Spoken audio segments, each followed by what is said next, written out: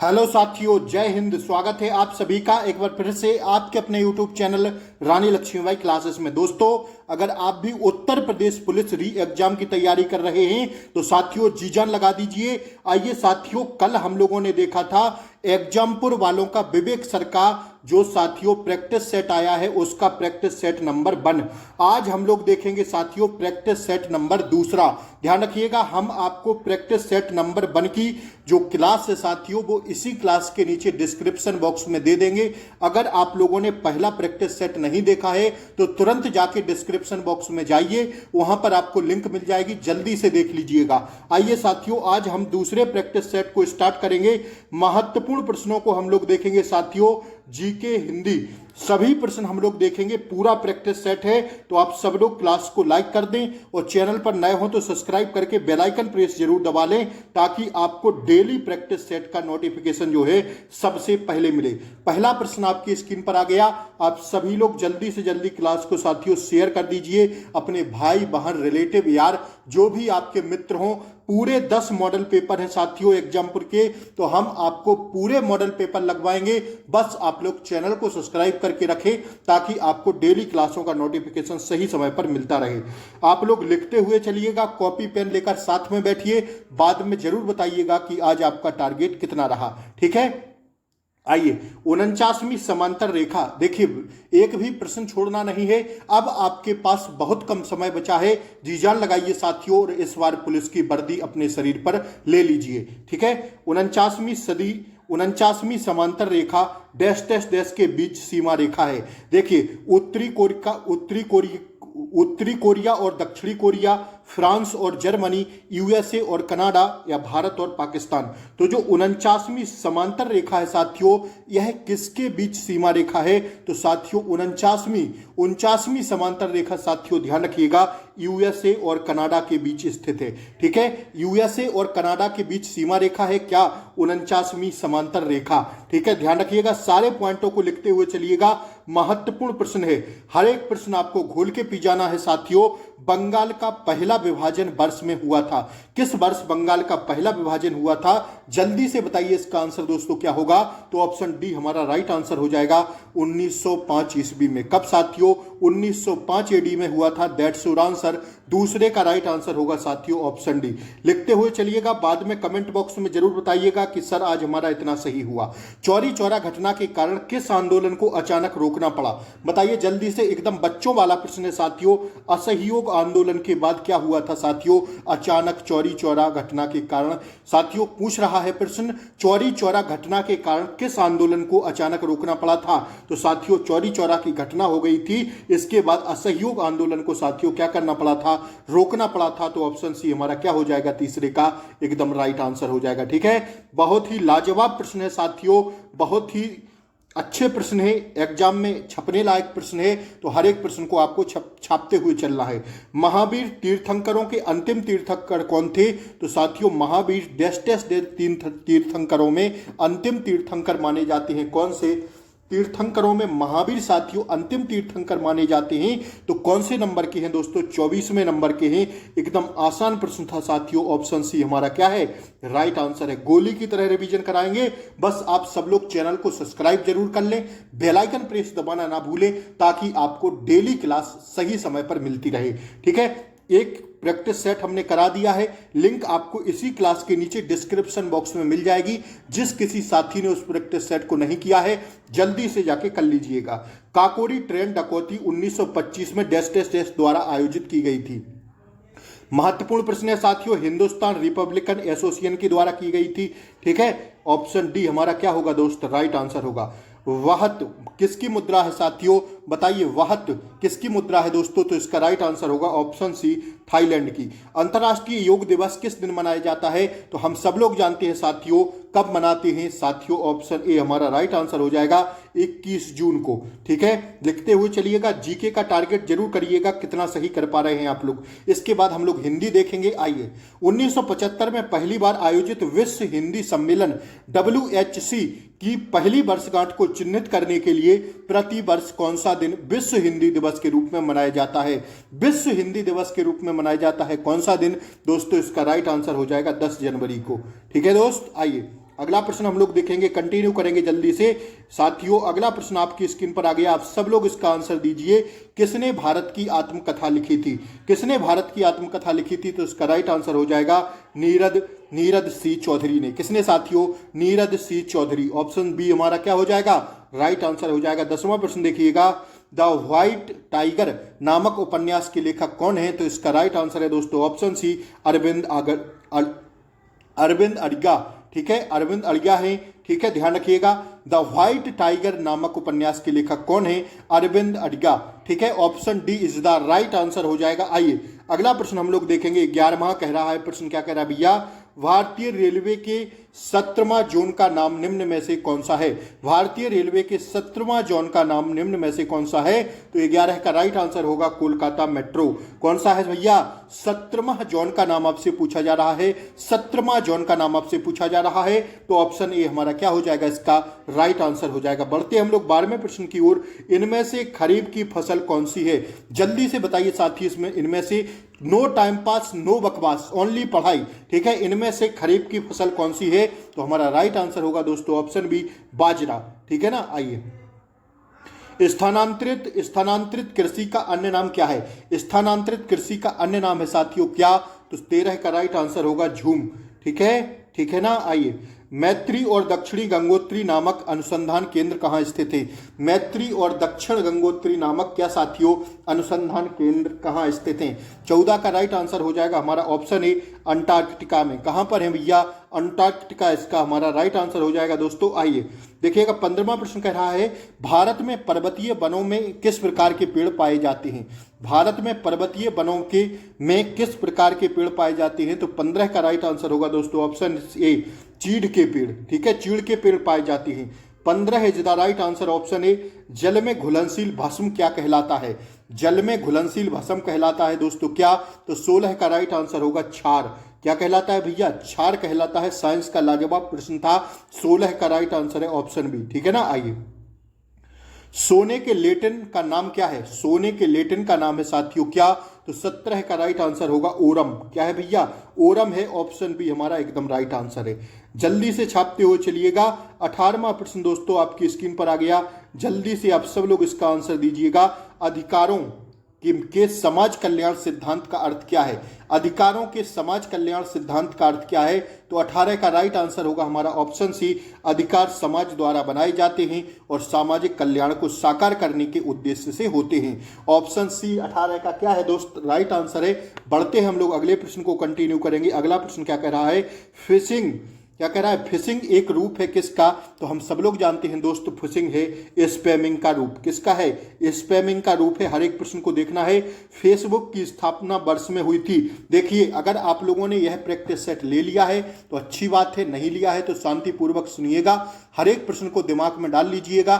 ठीक है, और अगर ले लिया है, लगा लिए है, तो कमेंट बॉक्स में जरूर बताइए कि इसमें कितना नंबर आपका आ रहा है। फेसबुक की स्थापना वर्ष में हुई थी, कब हुई थी?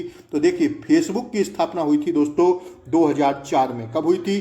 2004 में हुई थी। ऑप्शन सी हमारा क्या है? राइट आंसर है। ठीक है ना। भारतीय नौसेना और बांग्लादेश नौसेना के बीच द्विपक्षीय अभ्यास वंगो सागर 23 कहां आयोजित हुआ था? ठीक है, वंगो सागर 23 कहां आयोजित हुआ था? भारतीय नौसेना और बांग्लादेश नौसेना के बीच द्विपक्षीय अभ्यास वंगो सागर 23 कहां आयोजित हुआ था? तो यह हुआ था, लाजवाब प्रश्न है साथियों, विशाखापट्टनम में। ठीक है, ऑप्शन ए हमारा क्या है? राइट आंसर है। चर्चा में रही घर घर औषधि योजना किस राज्य की पहल है? तो 22 का जल्दी से बताइए। ऑप्शन बी हो जाएगा, राजस्थान की पहल है। ठीक है, चर्चा में रही घर घर औषधि योजना किस राज्य की पहल है? साथियों, राजस्थान की पहल है। 22 का राइट आंसर हमारा क्या है दोस्त? 22 का राइट आंसर है ऑप्शन बी। आइए 23वां प्रश्न देखेंगे, कुंभ मेला किस शहर में आयोजित नहीं किया जाता? तो देखिए भैया, हरिद्वार में लगता है, प्रयागराज में लगता है, नासिक में लगता है, लेकिन जो कुंभ मेला है साथी है बनारस में नहीं लगता है, वाराणसी में। तो 23 का क्या है राइट आंसर? ऑप्शन सी हो जाएगा। ठीक है दोस्त। आइए, केंद्रीय रक्षा मंत्रालय ने 6 228 विमानों की खरीद के लिए निम्न में से किस संस्था के साथ रक्षा सौदा किया है? तो इसका राइट आंसर हो जाएगा 24 का ऑप्शन ए HAL। किसके साथ किया है भैया? HAL के साथ किया है। 25वां प्रश्न हम लोग जल्दी से कंटिन्यू करेंगे। 25वां प्रश्न क्या कह रहा है? मेला और संबंधित स्थान के संबंध में निम्न में से कौन सा युग्म सही सुमेलित नहीं है? तो देखिए, जो सही सुमेलित नहीं है वो बताइए जल्दी से। 25 का हो जाएगा जो सही सुमेलित नहीं है, मानिकपुर मेला फर्रुखाबाद, गोकर्णनाथ मेला खीरी, श्रवणी एवं जन्माष्टमी मेला जो है साथियों मथुरा, बिल्कुल सही है। नैमिषारण्य मेला बाराबंकी में नहीं लगता है। कमेंट में बताइए जल्दी से कि नैमिषारण्य का मेला कहां पर लगता है, जल्दी से बताइएगा कमेंट बॉक्स में, ठीक है। 26वां पे कंटिन्यू करें हम लोग, आइए देखिएगा। उत्तर प्रदेश में पुलिस थाने का कार्यालय रिकॉर्ड कीपर और लेखपाल कौन होता है? तो इसका राइट आंसर हो जाएगा 26 का ऑप्शन सी, हेड कांस्टेबल। कौन होता है? Head constable. और छाप लीजिएगा, छपेगा यह प्रश्न आपके पेपर में। जी जान लगा के पढ़ना शुरू कीजिए क्योंकि 1-2 महीने बचे हैं आपके पास। जी जान लगा दीजिए साथियों, ठीक है, ठीक है ना। 26 का सी हो गया। 27वां प्रश्न देखें, देखिए क्या कह रहा है। फसलों के लिए निम्नलिखित में से कौन सा नियम न्यूनतम समर्थन मूल्य की अनुशंसा करता है? तो 27 का हमारा राइट आंसर हो जाएगा कौन सा करता है दोस्त? ऑप्शन बी, CACP, ठीक है, CACP। 28वां प्रश्न देखिएगा जल्दी से, क्या कह रहा है 28वां प्रश्न? 28वां प्रश्न बोल रहा है भारत के GST प्रणाली में प्रचलित अधिकतम दर कौन सी है? भारत के GST प्रणाली में प्रचलित अधिकतम दर कौन सी है? तो इसका राइट आंसर होगा दोस्त कौन सा? ऑप्शन डी हो जाएगा 28%। GST में अधिकतम कितनी है? 28% है दोस्त। ऑप्शन डी हमारा क्या हो जाएगा? राइट आंसर हो जाएगा, ठीक है ना। आइए देखिएगा, संविधान सभा के प्रारूप समिति के अध्यक्ष कौन थे? तो हम सब लोग जानते हैं प्रारूप समिति के जो अध्यक्ष थे वो थे साथियों कौन? तो ऑप्शन ए हमारा क्या हो जाएगा? Doctor Bhimrao Ambedkar. Option A is the right answer हो जाएगा। भारत के संविधान गणतांत्रिक है क्योंकि, भारत का संविधान गणतांत्रिक है क्योंकि, क्यों है गणतांत्रिक? इसलिए है साथियों इसमें कोई वंशानुगत घटक नहीं है। क्या नहीं है भैया? इसमें कोई वंशानुगत घटक नहीं है। राजा का बेटा यहां राजा नहीं होगा, हमारा संविधान कहता है जिसे जनता चुनेगी वही राजा होगा, ठीक है। तो यहां पर हमारे यहां पर कोई वंशानुगत सिस्टम नहीं है, इसलिए हमारा संविधान कैसा है दोस्त? गणतांत्रिक है, ठीक है। आइए 31वां प्रश्न देखेंगे हम लोग। सिक्किम कब भारत का राज्य बना था? तो सिक्किम बना था, कब बना था? 31 का राइट आंसर हो जाएगा ऑप्शन ए 1975 में। कब बना था? 1975 में। निम्नलिखित में से कौन सा राज्य बांग्लादेश के साथ अपनी सीमा साझा नहीं करता?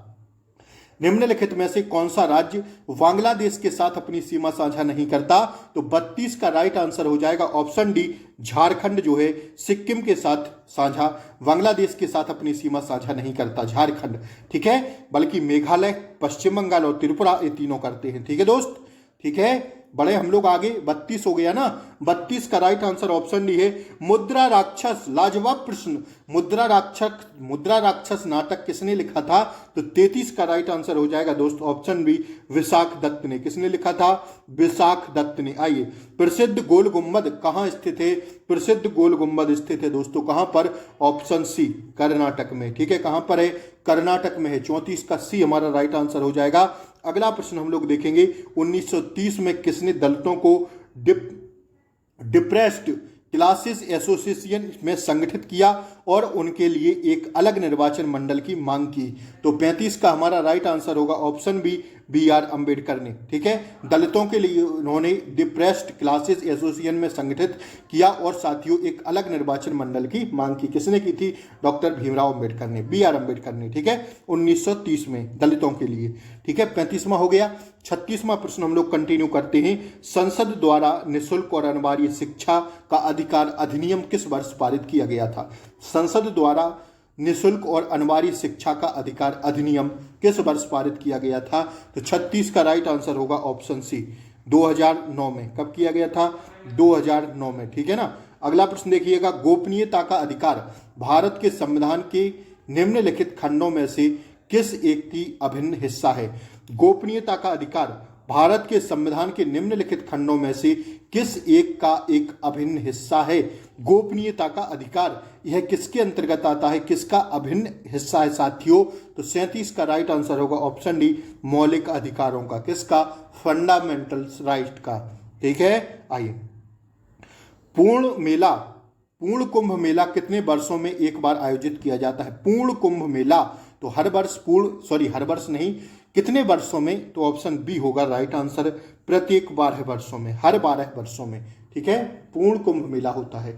ठीक है, आइए बढ़े आगे। अब देखिएगा यहां पर आपके किसके जीएस के 38 प्रश्न समाप्त होते हैं। जल्दी से टारगेट बताइए आपका कितना रहा, कमेंट बॉक्स में जल्दी से टारगेट बताएं, 38 में से आप कितना सही कर पाए। ठीक है दोस्तों, आइए अब हम लोग हिंदी के सुहाने सफर की ओर बढ़ते हैं। जल्दी से देखिएगा, समय आपका नहीं लेंगे, पढ़ते रहिएगा। ठीक है, किस स्वर में उच्चारण में दीर्घ स्वर से भी अधिक समय लगता है? किस स्वर के उच्चारण में दीर्घ स्वर से भी अधिक समय लगता है? तो 39 का राइट आंसर होगा क्या? 39 ऑप्शन डी, विलुप्त स्वर में। वाक्य के घटक होते हैं कौन कौन से? तो वाक्य के घटक होते हैं उद्देश्य और विधि। ठीक है, देखते चलिएगा जल्दी से। ठीक है, निम्नलिखित में से कौन सा ऊर्मी का अनेकार्थी शब्द नहीं है? निम्नलिखित में से कौन सा ऊर्मी का अनेकार्थी शब्द नहीं है? तो 41 का राइट आंसर हो जाएगा ऑप्शन बी, कस्तूरी नहीं है। प्रकाश है, भ्रांति है, लहर है। ठीक है, ऊर्मी का अनेकार्थी शब्द जो है कस्तूरी नहीं होता है। ठीक है दोस्त, ऑप्शन बी राइट आंसर है। रामू जो बड़ा खिलाड़ी है, कल उसकी टांग टूट गई। इस वाक्य में उचित विराम चिन्ह कौन सा लगेगा? रामू जो खिलाड़ी है, कल उसकी टांग टूट गई, इसमें उचित विराम चिन्ह लगेगा कौन सा? तो 42 का राइट आंसर होगा अल्प विराम लगेगा। ठीक है, अल्प विराम ऐसा। ठीक है दोस्त, बढ़े हम लोग आगे। देखिए, परिवार संज्ञा का कौन सा प्रकार है? परिवार संज्ञा का कौन सा प्रकार है? व्यक्तिवाचक है, भाववाचक है, समूहवाचक है या जातिवाचक है? तो परिवार में क्या क्या आते हैं? लोग आते हैं। कैसे लोग आते हैं? हम सदस्य आते हैं। ठीक है ना, तो ऑप्शन सी हो जाएगा, समूहवाचक संज्ञा है। ठीक है, समूहवाचक, सभा, समूहवाचक। निम्नलिखित में से मिश्र वाक्य का चयन कीजिए। मिश्र वाक्य इनमें से कौन सा होगा? तो ऑप्शन सी हमारा राइट आंसर होगा। जो विद्यार्थी परिश्रमी है वह अवश्य सफल होगा। यह कैसा है? मिश्र वाक्य। ठीक है, ऑप्शन सी होगा राइट आंसर। हिंदी भाषा का जन्म हुआ है किससे? जल्दी से बताएं। 45 का क्या हो जाएगा? ऑप्शन डी, अपभ्रंश से। हिंदी भाषा का जन्म हुआ है अपभ्रंश से। किससे हुआ है? अपभ्रंश से हुआ है। ठीक है, ठीक है ना, बढ़े हम लोग आगे। अगला प्रश्न कंटिन्यू करें। 45 हो गया ना। अगम का विलोम शब्द है क्या? अगम का सब लोग जानते हैं, क्या हो जाएगा भैया? ऑप्शन सी हो जाएगा, सुगम हो जाएगा। निर्देश, निम्नलिखित शब्दों के नीचे 4 विकल्प दिए गए हैं, उनमें से उचित पर्याय चुनकर उसे चिन्हित करें। आविर्भाव का पर्याय बताइए क्या होगा? आविर्भाव का जल्दी से पर्यायवाची शब्द बताइएगा। 47 का राइट आंसर हो जाएगा ऑप्शन बी, उद्भव। क्या होगा? Option B, 47 the right answer, option B. तैरती चलती है इसलिए नाव को डैश डैश डैश कहते हैं। तैरती चलती है इसलिए नाव को कहते हैं तरुणी, तरुणी, तरुणी या साथियों तरुणी। तरुणी छोटी की मात्रा। ठीक है, तो बताइए। देखिए, फंसाने वाले प्रश्न है। ऑप्शन बी होगा, तरुणी कहते हैं। क्या कहते हैं? तरुणी कहते हैं। बड़े बड़े अक्षरों में छाप लीजिएगा। ठीक है, ऑप्शन बी 48 का क्या होगा? छोटी सी गलती हमारा पेपर में प्रश्न गलत करा देगी। एक हलंत, एक मात्रा ही हमारा प्रश्न गलत करा देगी। तो अभी से हमें बखूबी देखना है, ताकि हम एग्जाम में इस बार कोई चांस ना ले सकें, कोई रिस्क ना ले सकें। जो लगाएं एकदम सही लगाएं। ठीक है ना। 48 का क्या हो गया? ऑप्शन बी हो गया। 49वां प्रश्न क्या कर रहा है? निम्नलिखित में से कौन सा शब्द तद्भव नहीं है? देखिए, तद्भव कौन सा नहीं है? कौन सा नहीं है? जल्दी से बताइएगा, तद्भव शब्द कौन सा नहीं है? तो 49 का राइट आंसर हो जाएगा ऑप्शन डी, अग्नि। साथियों, तद्भव शब्द नहीं है। कैसा है साथियों? तत्सम है। कैसा है भैया? तत्सम शब्द है। ठीक है, ठीक है, हो गया ना 49। अब देखिए 50वां प्रश्न, स्पर्श व्यंजन कितने प्रकार के होते हैं? तो स्पर्श व्यंजन होते हैं दोस्तों 25 प्रकार के। ठीक है, ठीक है, ऑप्शन डी होगा। 50 का राइट आंसर होगा ऑप्शन डी। 51वां, कवि का स्त्रीलिंग इनमें से क्या है? कवि का स्त्रीलिंग बताइए इनमें से क्या है? तो 51 का राइट आंसर हो जाएगा ऑप्शन डी, कवित्री। ठीक है, छोटी सी गलती, ये सब चांस नहीं लेना है इनमें। कवित्री कैसा लिखा जाएगा दोस्त? कवित्री ऐसा ही लिखा जाएगा। ठीक है, ऑप्शन डी क्या होगा? राइट आंसर होगा। ठीक है, छोटी सी गलती भी हमारा प्रश्न गलत करा देती है। ठीक है, 52 में पढ़ें। जो मुश्किल से खाया जा सके, जो मुश्किल से खाया जा सके, इस वाक्य के लिए उपयुक्त शब्द लिखिए। तो 52 का राइट आंसर होगा ऑप्शन सी। क्या होगा? ऑप्शन सी, दुर्भक्ष। ठीक है, दुर्भक्ष, जो मुश्किल से खाया जा सके उसे कहते हैं दोस्त दुर्भक्ष। ठीक है, ठीक है, ऑप्शन सी क्या है, राइट आंसर है। 52 is the right answer, option C. 53वां प्रश्न क्या कह रहा है, निम्नलिखित में से भाववाच्य वाक्य का चयन कीजिए। निम्नलिखित में से भाववाच्य वाक्य का चयन कीजिए। भाववाच्य वाक्य बताइए क्या होगा जल्दी से। 53 का राइट आंसर हो जाएगा ऑप्शन डी, मेरे भाई से लड़ा नहीं जा सका, मेरे भाई से लड़ा नहीं जा सका, ठीक है, ऑप्शन डी हो जाएगा 53 का, ठीक है। आइए, वीति विभावरी जागरी, अंबर पनघट में डुबो रही, तारा घट ऊषा नांगरी, कौन सा अलंकार है इसमें बताइए। 54 में कौन सा अलंकार है इसमें, है दोस्तों ऑप्शन डी, रूपक अलंकार, ठीक है। बीती विभावरी जागरी, अंबर पनघट में डुबो रही, तारा घट ऊषा नांगरी, ठीक है। तो कौन सा अलंकार है, ऑप्शन डी होगा, रूपक अलंकार, ठीक है। 54 का राइट आंसर क्या है, ऑप्शन डी होगा। दिए गए शब्द युग्म के सही अर्थभेद चयन कीजिए। ताक और ताक, देखिए ताक मीन्स क्या होता है और ताक मीन्स क्या होता है, दोनों शब्द आपसे पूछ रहा है। तो ताक मीन्स होता है घूर कर देखना, कहते नहीं तुम यार बड़ा ताक रहे हो हमें, और ताक मीन्स होता है दीवार दीवार का आला, ठीक है। तो ऑप्शन बी हमारा क्या होगा, राइट आंसर हो जाएगा। ताक और ताक में यही अंतर है, घूर कर देखना बस साथियों, ताक होता है दीवार का आला, ठीक है। तो ऑप्शन बी क्या हो जाएगा, राइट आंसर हो जाएगा। 55 का राइट आंसर ऑप्शन बी, ठीक है। बड़े हम लोग आगे, 55 is the right answer, option B. 56वां प्रश्न कंटिन्यू करेंगे, ठीक है ना।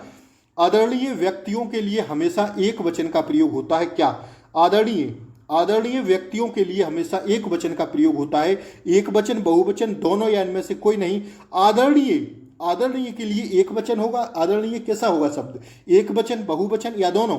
तो साथियों इसका राइट आंसर होगा 56 का, क्या होगा 56 का होगा साथियों ऑप्शन बी, बहुवचन में आएगा। किस में आएगा भैया, बहुवचन में आएगा, आदरणीय बहुवचन में आएगा, ठीक है।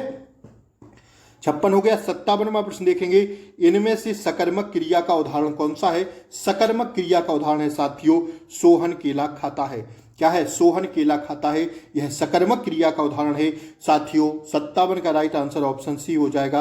58वां प्रश्न हम लोग देखेंगे, का किस कारक का उपसर्ग है। का किस कारक का उपसर्ग है, तो 58 का राइट आंसर हो जाएगा ऑप्शन ए, संबंध कारक का। किसका, संबंध कारक का है, 58 का राइट आंसर है option A.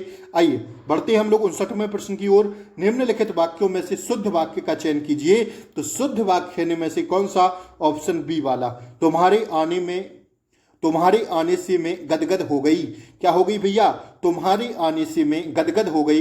59 is the right answer, option B साथियों, ऑप्शन बी हमारा क्या हो जाएगा, राइट आंसर हो जाएगा। बात समझ में आ रही है। अगला प्रश्न देखिएगा, गोली की तरह रिवीजन कराएंगे, बस आप लोग बने रहिएगा। जल्दी से जल्दी क्लास को शेयर कर दें, चैनल को सब्सक्राइब कर लें, बेल आइकन प्रेस जरूर कर लें, ताकि डेली क्लासों का नोटिफिकेशन आपको सही समय पर मिलता रहे। निम्नलिखित में से कौन सा शब्द अशुद्ध है। देखिए पुष्प तो हमें सही दिख रहा है, प्रशंसा भी सही दिख रहा है, परिस्थिति भी क्या सही दिख रहा है, लेकिन पूज्य, ये पूज्य नहीं होगा। 60 का क्या होगा, पूज्य को ऐसे नहीं लिखा जाता दोस्त, ऐसे लिखा जाता है पूज्य, ठीक है। तो ये गलत हो जाएगा, अशुद्ध हो जाएगा। ये तो यार आप लोग भी कॉमन सेंस से कर सकते हैं ऐसे प्रश्न, ठीक है। 61वें प्रश्न को देखेंगे, काट होना मुहावरे का इनमें से क्या अर्थ है। काट होना बताइए जल्दी से, काट होना मुहावरे का इनमें से क्या अर्थ है। तो 61 का राइट आंसर होगा ऑप्शन डी, क्या होगा, ऑप्शन डी, स्तब्ध होना। काट होना मुहावरे का इनमें से क्या अर्थ है, स्तब्ध होना। क्या है, 61 का राइट आंसर क्या है, ऑप्शन डी, स्तब्ध होना। अठकोना में कौन सा समास है, अठकोना, अठकोना बताइए जल्दी से, बताइएगा आप लोग इसका राइट आंसर, अठकोना जल्दी से बताइए। 62 का राइट आंसर होगा बहुब्रीहि समास। कौन सा समास है भैया, बहुब्रीहि समास, ठीक है ना। सॉरी, अठकोना में द्विगु समास होगा, सॉरी। प्रथम पद संख्यावाची है ना अठकोना, तो अठकोना 8 कोनों का समूह, ठीक है। तो साथियों द्विगु समास होगा यार, इसमें कहां बहुब्रीहि समास, ऑप्शन ए होगा प्रथम पद संख्यावाची, ठीक है दोस्त। 62 का ऑप्शन ए हो गया। 63वां प्रश्न हम लोग देखेंगे, वह पड़ोसी अच्छा है, इस वाक्य में वह किस प्रकार का विशेषण है। तो 63 का हो जाएगा ऑप्शन सी, सार्वनामिक विशेषण है। कौन सा भैया, सार्वनामिक विशेषण है वह, ठीक है। 63 हो गया। 64वां देखिएगा, इनमें से तंद्रालु में प्रयुक्त प्रत्यय कौन सा है। अब मैंने बोला ना, प्रत्यय शब्दांश के पहले जोड़े जाते हैं और उपसर्ग उपसर्ग शब्दांश के पहले, प्रत्यय शब्दांश के बाद जोड़े जाते हैं। तो इनमें से तंद्रालु में उपर्युक्त प्रत्यय कौन सा है? तंद्रालु। तंद्रालु तंद्रालु में बताइए कौन सा है प्रत्यय शब्दांश के बाद में जुड़ेगा? तो 64 का राइट आंसर हो जाएगा ऑप्शन बी, लू प्रत्यय। कौन सा है? लू। ठीक है, 64 का राइट आंसर होगा क्या? Option B. 65वां देखिएगा, परोपकार शब्द में कौन सा उपसर्ग है? उपसर्ग शब्दांश के पहले जुड़ेगा, ठीक है, प्रत्यय शब्दांश के बाद में जुड़ेगा। तो परोपकार शब्द में कौन सा उपसर्ग है? 65 का राइट आंसर होगा दोस्त ऑप्शन बी, पर। ठीक है, परोपकार शब्द में कौन सा उपसर्ग है? पर उपसर्ग है, option B. 65 is the right answer, option B. ठीक है, अब देखिए अगला प्रश्न, इनमें से किसे ज्वल रस का मधुर रस भी कहा जाता है? इनमें से किसे उज्ज्वल रस का मधुर रस भी कहा जाता है? तो बताइए उज्ज्वल रस का मधुर रस किसे कहा जाता है? 66 का राइट आंसर होगा ऑप्शन ए, भक्ति रस को। अब गद्यांश में आपसे दोस्त 4 से 5 प्रश्न पूछे जाते हैं। मैं जल्दी से पढ़ के बता रहा हूं, आप लोग छापते हुए चलिएगा, जल्दी से सुनिएगा, बाद में हम दोनों मिलकर साथियों गद्यांश के आंसर देंगे। ठीक है, निम्नलिखित अवतरणों को ध्यानपूर्वक पढ़कर प्रश्न का सही विकल्प उत्तर चुनिए। धर्म पालन करने में मार्ग में सबसे अधिक बाधा चित्त की चंचलता, उद्देश्य की अस्थिरता और मन की निर्बलता से पड़ती है। मनुष्य के कर्तव्य मार्ग में एक और तो आत्मा के बुरे भले कामों का ज्ञान, दूसरे और आलस और स्वार्थपरता रहती है। बस मनुष्य इन्हीं दोनों के बीच पड़ा रहता है। अंत में यदि उसका मन पक्का हुआ तो वह आत्मा की आज्ञा मानकर अपना धर्म पालन करता है। पर उसका मन दुविधा में पड़ रहा है तो स्वार्थपरता उसे निश्चित ही घेरेगी और उसका चरित्र घृणा के योग्य हो जाएगा। इसलिए यह बहुत आवश्यक है कि आत्मा जिस बात को करने की प्रवृत्ति दे उसे बिना स्वार्थ सोचे झटपट कर डालना चाहिए। इस संसार में जितने बड़े बड़े लोग हुए हैं सभी ने अपने कर्तव्य को सबसे श्रेष्ठ माना है, क्योंकि जितने कर्म जिन्होंने किए उन सब में अपने कर्तव्य पर ध्यान देकर न्याय का बर्ताव किया। जिन जातियों में यह गुण पाया जाता है वे ही संसार में उन्नति करती हैं और संसार में उनका नाम आदर से लिया जाता है। जो लोग स्वार्थी होकर अपने कर्तव्य पर ध्यान नहीं देते वे संसार में लज्जित होते हैं और सब लोग उनसे घृणा करते हैं। ठीक है, अब देखिए इनके आंसर, जल्दी से देखिएगा। धर्म पालन करने में बाधा डालने वाली प्रवृत्तियां कौन सी हैं? तो 67 का राइट आंसर क्या देखे भाई हम लोग, कौन सी है साथियों? कमजोर मन, उद्देश्य का निश्चित ना होना तथा चंचल मनोवृत्ति का होना। ठीक है, धर्म पालन करने में बाधा डालने वाली प्रवृत्तियां हैं कमजोर मन, उद्देश्य का निश्चित ना होना तथा चंचल मनोवृत्ति का होना। ठीक है, गद्यांश का आपको साथियों मुट्ठी में प्रश्न रहते हैं, बस ढंग से पढ़ लेना पेपर में गद्यांश को, आप सारे प्रश्न सही कर देंगे। 68वां प्रश्न देखें, आइए। संसार में बड़े बड़े लोगों ने सबसे श्रेष्ठ माना है क्या? संसार के बड़े बड़े लोगों ने सबसे श्रेष्ठ माना है क्या? तो 68 का राइट आंसर है ऑप्शन सी, अपने कर्तव्य को। ठीक है, अगला प्रश्न देखिए। निर्बलता शब्द में उपसर्ग और प्रत्यय का सही विकल्प है। निर्बलता शब्द में उपसर्ग और प्रत्यय का सही विकल्प है। 69 का राइट आंसर होगा क्या? ऑप्शन डी, निर्बलता। ठीक है, निर फिर वल फिर प्लसता। कायर की भाववाचक संज्ञा है क्या? कायर की भाववाचक संज्ञा बताइए। 70 का राइट आंसर हो जाएगा क्या? कायरता। ठीक है, कायर को कायरता में बदलेंगे, भाववाचक संज्ञा में तो कायरता हो जाएगा। ठीक है दोस्त, अपना मतलब निकालने वाला के लिए उचित शब्द क्या है? अपना मतलब निकालने वाला के लिए उचित शब्द क्या है? तो 71 का राइट आंसर होगा ऑप्शन डी। ठीक है, स्वार्थी। क्या कहते हैं? अपना मतलब निकालने वाला के लिए उचित शब्द क्या होगा? स्वार्थी।